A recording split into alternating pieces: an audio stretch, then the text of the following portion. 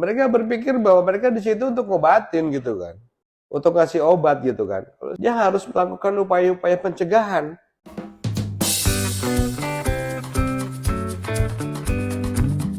Kembali lagi di podcast Medika OHC. Jadi ini kita bakal bahas lagi bersama Dokter Arif seputar dokter yang ada di perusahaan, Dok.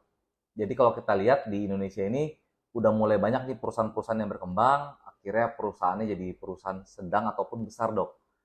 Terus biasanya kalau di perusahaan sedang atau besar itu ada dokter perusahaannya, Dok. Nah, kalau dari Dokter Arif kan ini merupakan praktisi dokter perusahaan ya. Itu kalau menurut masyarakat zaman dulu, Dok, dokter perusahaan sebenarnya perannya seperti apa sih, Dok? Ya, Gambaran masyarakat gitu, Dok. ya. Jadi kalau kita perhatikan ya dari dulu ya, tahun-tahun 80-an, 90, 2000 awal gitu kan, ya. Ada istilahnya namanya dokter perusahaannya itu dokter yang praktek di perusahaan. Waktu itu masih berpikir bahwa dokter yang di perusahaan itu sifatnya tuh ngobatin, kuratif, ya. Jadi pasien datang terus di apa sakit gitu kan, terus dikasih obat, diterapi gitu kan, sampai dia apa bisa bisa sembuh gitu kan. Jadi si dokter itu berperan untuk pengobatan untuk sakit tertentu gitu kan. Itu tidak hanya sebatas pada industri manufaktur atau padat karya gitu kan, tapi juga pada perkantoran. Oh, Ya. jadi perkantoran juga ada dokter Kadang-kadang perusahaan. ada gitu kan. Contohnya adalah di beberapa kementerian segala macam kan ada dokter tuh. Nah, dokter itu termasuk kategori dokter perusahaan atau bukan? Gitu kan? Pada perkembangan yang lebih lebih lebih jauh gitu kan, bahwa dokter perusahaan itu dipersyaratkan pada undang-undang atau peraturan, saya cek lagi di tertulis di mana ya. Jadi sebenarnya dokter yang ada di perusahaan itu yang terutama adalah untuk kegawat daruratan. Jadi misalnya ada yang serangan jantung, Ya, dokternya bisa nanganin gitu ya. untuk misalnya jatuh segala macam. Jadi otomatis akan lebih berguna itu jika dokternya itu berada pada perusahaan dengan tingkat risiko pekerjaan yang tinggi. Kayak manufaktur, Manufaktur, migas peleburan gitu. baja, terus alat berat, apa gitu. Yang khusus supaya kalau ada kecelakaan itu nggak mati lah orang, bisa ditolong gitu kan. Oke. Nah, sampai di situ kan terus kita berpikir, lalu dokter itu kerjanya akan diam aja dong gitu kan. Enggak, dokter itu juga harus melakukan upaya-upaya preventif, mencegah sakit. Misalnya, gimana supaya nggak TBC, supaya nggak kegemukan, supaya nggak diabetes, supaya nggak kena HIV, supaya nggak kena tipes, supaya nggak kena demam berdarah gitu kan. Perannya di situ. Kalau dokter itu menganggap dirinya untuk kuratif atau untuk pengobatan, ya orang-orang itu juga berpikir ngapain ke dokter, kan mendingan di rumah aja, di klinik dekat rumah maksudnya. Oh, Kenapa ketika sakit dia mesti ke perusahaan gitu kan? lebih deket, Dok. Ya kalau pas sakit gitu kan. Nah, ini berkembang macam-macam. Ada juga akhirnya si dokter yang situ tuh ngobatin diabetes, ngobatin darah tinggi, ngobatin penyakit-penyakit degeneratif gitu kan. Yang harusnya itu adalah bukan tanggung jawab perusahaan untuk ngurusin. Kalau pernah sakit silakan ke rumah sakit gitu kan. Karena si dokter itu paling hanya mantau aja gitu kan. Tapi ketika dokter itu dibebani dengan hal semacam itu, maka tugas utamanya sebagai untuk kegawat daruratan dan pencegahan penyakit itu nggak sempat. Jadi saya mau cerita tuh di pabrik sepatu,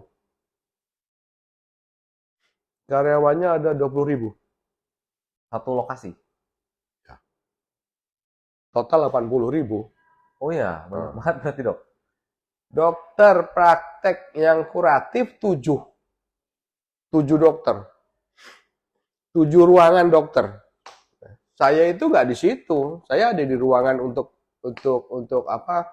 Dokter OH untuk mengawasi pencegahannya gitu kan. Oh jadi ada dokter yang ngobatin, ada juga dokter yang OH-nya dok, yang Iya, OH itu occupational health yang mungkin buat iya. penonton yang Dokter perusahaannya. dokter Nah, saya di perusahaan. situ.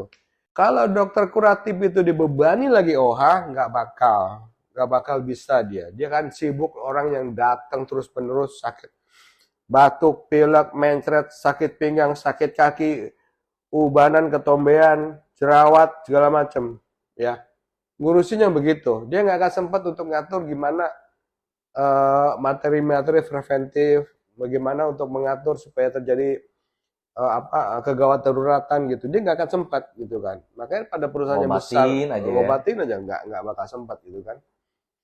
Dan si dokter yang berpraktek kuratif itu ya dari datang sampai pulang ya nggak bisa ngapa-ngapain, cuma ngurusin pasien terus gitu. Ya. Iya iya. Tapi memang itu dok, apa kalau di perusahaan itu banyak memang manajemen perusahaan yang berpikirnya ya ada dokter biar bisa ngobatin dok. Sebenarnya begitu gak sih biasanya? Itu salah. Nah, itu salah. Kalau ada dokter di perusahaan, jangan disuruh ngobatin ngapain gitu kan. Bapak Ibu kalau sakit ke rumah sakit aja ke klinik. Jaga dokter yang di perusahaan untuk perusahaan itu bertugas untuk preventif, untuk pencegahan, untuk menganalisa medical check up, mempersiapkan paket-paket medical check up, ya kan, untuk mengupdate flu burung, mengupdate corona, mengupdate apa, urusan begitu. Tapi ketika dia disuruh ngobatin batuk pilek, kadang-kadang pasien sehari juga nggak ada ya pada perusahaan yang kecil ya. Cuma satu dua gitu. Untuk apa juga kan? Dan juga apa banyak perusahaan juga yang menganggap terus menyediakan obat. Oh bukannya begitu dok? Klinik-klinik kan namanya juga, ini kita berkaca di masyarakat apa namanya orang awam dok ya, ya pasti berpikirnya dokter ada di klinik perusahaan, dokternya obatin ya pasti ada obat lah dok. Kalau enggak ya di gimana mau ngobatin kalau nggak ada obat? Ya untuk ngobatin apa gitu kan? Kalau ngobat sakit kepala satu tablet aja sakit kepala itu pulang mau tidur. Gitu kan. Apa vitamin? Buat apa juga vitamin? Jadi kalau menganggap bahwa di perusahaan itu dokter itu seperti itu gitu kan, harus dipisah. Dokternya jangan dibebani untuk upaya-upaya preventif, ya. Oh kalau emang mau untuk Heeh, fokus di kuratif ada iya. 2 dokter gitu dok ya? Heeh. Terus juga untuk apa? Kalau sekedar apa TBC misalnya kan, TBC ya jangan di perusahaan dong, di rumah sakit atau di klinik gitu, diterapin di sana. Tapi pemantauannya bisa ke Klinik perusahaan. perusahaan. Nah, jadi ya kalau Bapak Ibu itu berniat mau ada dokter di perusahaan, jangan pernah berpikir bahwa dokter itu ditugaskan untuk melakukan pengobatan. Tapi ada 3 hal lah ya. Satu untuk gawat darurat, mempersiapkan sistem gawat darurat. Yang kedua adalah untuk melakukan upaya pencegahan, preventif dan promotif. Yang ketiga, dia itu melakukan surveillance, pengawasan, pengawasan penyakit atau pengawasan kesehatan dengan melaksanakan medical check up. Yang ketiga, ini tiga ya? 4 dok. 4. Yang keempat itu dia harus mengelola rekam medik. Oke, mungkin boleh dijelasin lebih detail dok. Surveillance itu maksudnya gimana sih dok? Surveillance pengawasan. Jadi, ada satu orang nih di satu lingkungan, dia mengelola bahan kimia tertentu. Contoh misalnya benzen pada lem kali dok ya? Wah, ada benzen lah gitu. Nah, Anda harus perhatikan tuh gejala-gejala yang muncul, penyakit yang muncul akibat bahan kimia itu. Dia ngeliat catatan berobatnya, dia ngeliat tuh sakit kepala kapan, ini keguguran lah, apalah hipertensi. Itu surveillance itu. Itu dokter perusahaan tuh, Oke. ya. Terus yang tadi apa yang terakhir? Apa Rekam namanya? medik ya. Rekam medik, Iya, betul. jadi dia mencatat itu sebagai rekam medik tuh dilihat. Nah, balik ke surveillance, misalnya medical check up ya. Nah, si dokter perusahaan tuh megang tuh data tuh. Dia ngeliat tuh riwayat tahun ke tahun segala macam, dokter itu yang lihat.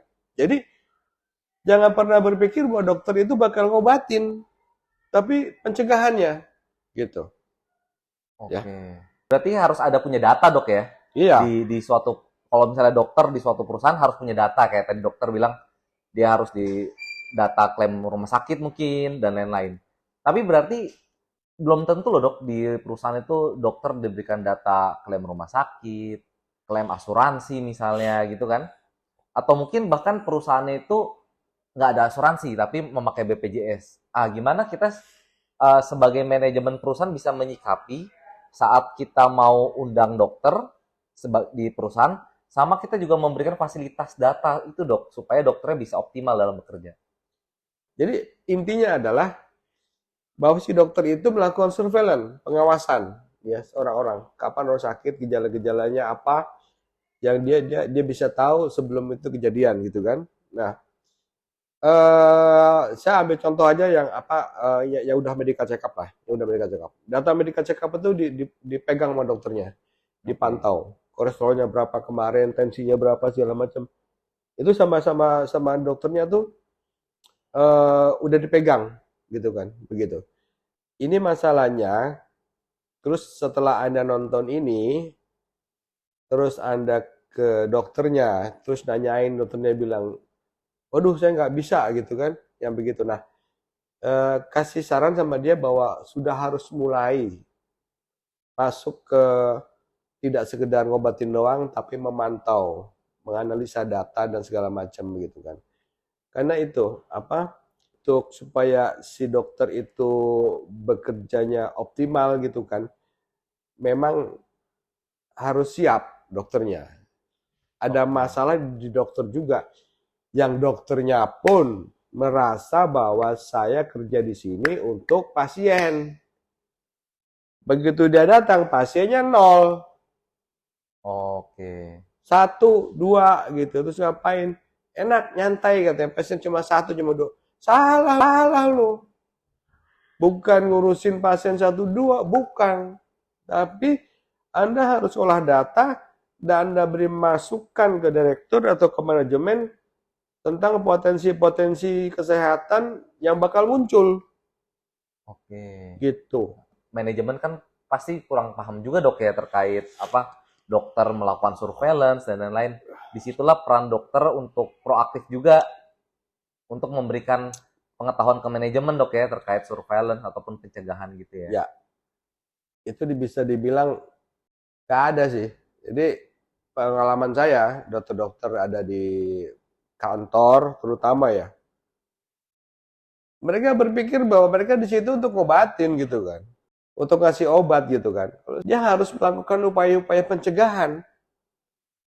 Kalau dokter itu cuma bisa ngobatin doang, kan orang pikir saya obat di rumah aja, sama aja di situ.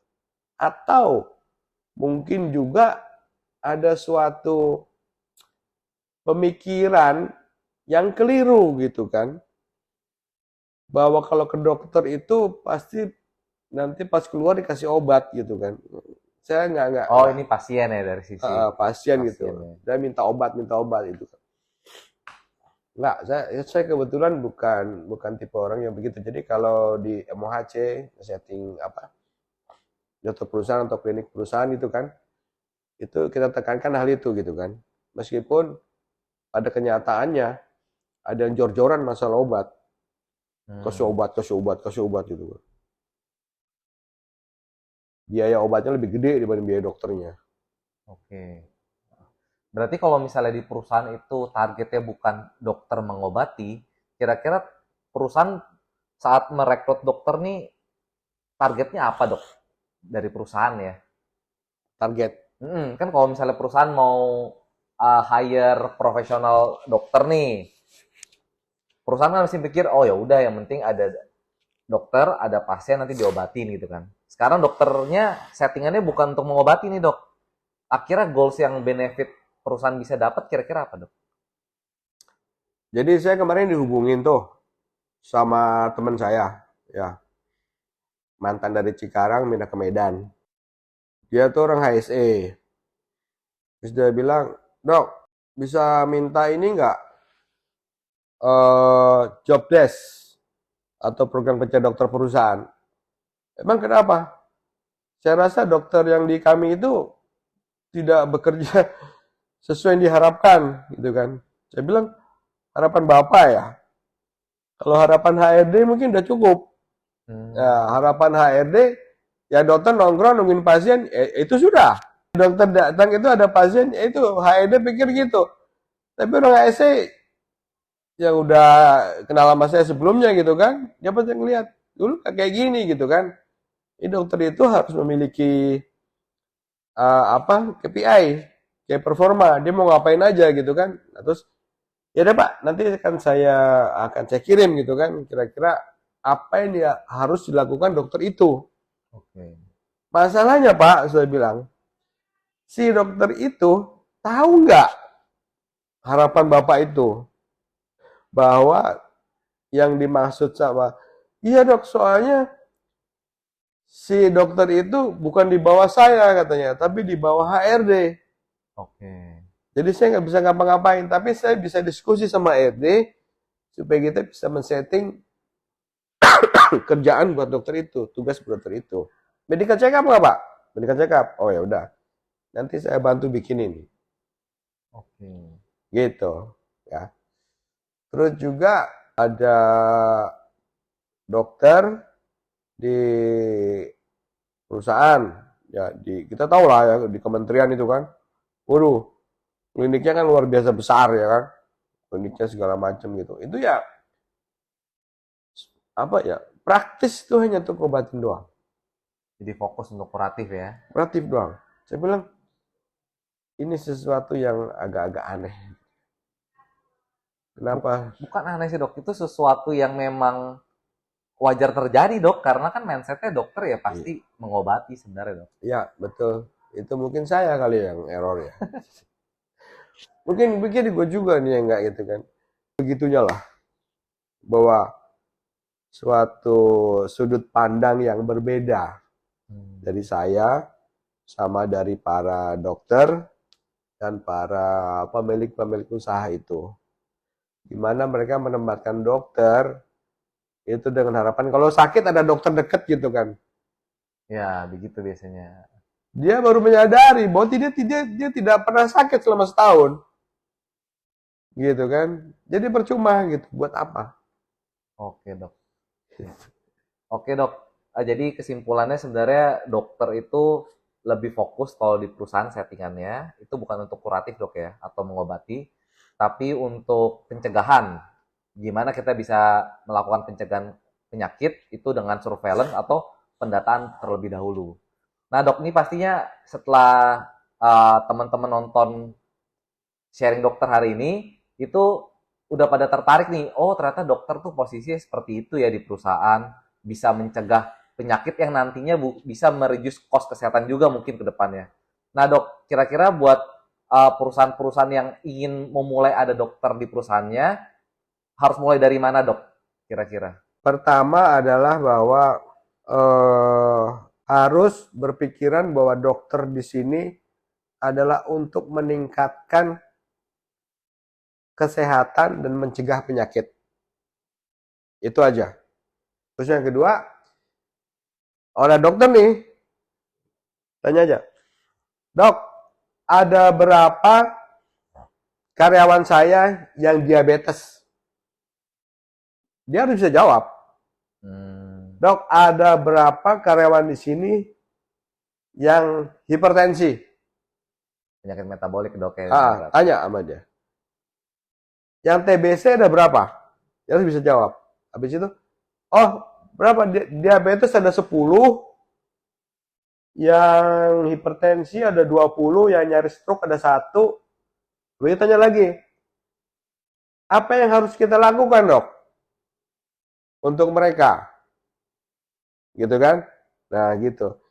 Itu dokternya diajak ngomong kayak gitu. Oke. Ya. Jadi diminta ada data. Balik lagi ada data, Dok ya. Terus ditanya, habis itu mau ngapain? Gitu kan? Nah, di situ tuh baru dirancang kegiatannya untuk apa sakit apa TBC, untuk diabetes, untuk apa lagi ya? Ada hipertensi, mungkin Hipertensi, kolesterol juga ya. kolesterol, semuanya lah sampai eh, itu kalau perusahaannya dengan resiko yang kecil ya.